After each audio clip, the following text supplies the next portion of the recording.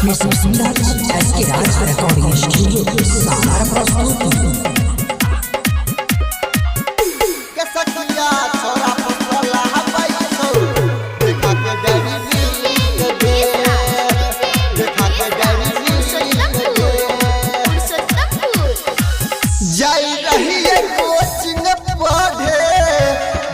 हमारा भेट गे जाई रही है कोचिंग पढ़े भेलै हमारा भेट गे सखिया छोरा पुतला बैठो देखा के डायरी मिल्क गे सखिया छोरा पुतला बैठो देखा के लबन चूस गे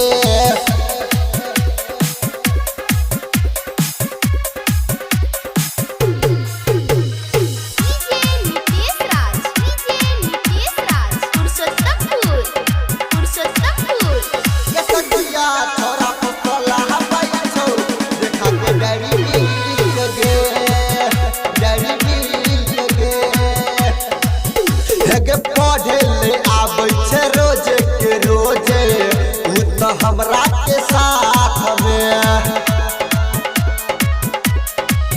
देखे में लागे छे ऊ छौरा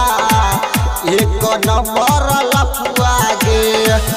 देन रहे नंबर हमरा दिलिए धर के फेंक गे देन रहे नंबर हमरा दिलिए धर के फेंक गे सखिया छोरा पुतला बैठे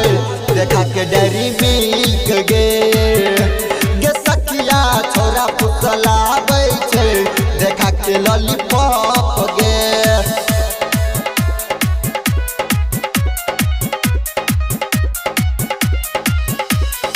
सखिया छोरा पुतला बैठे देखा के डायरी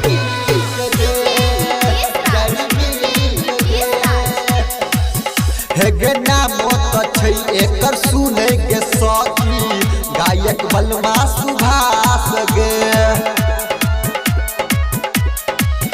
हेगे हमरा कहै छही प्यारो करै छी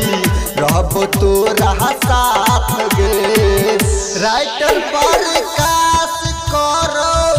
व्हाट्सएप पर चेक गे राइटर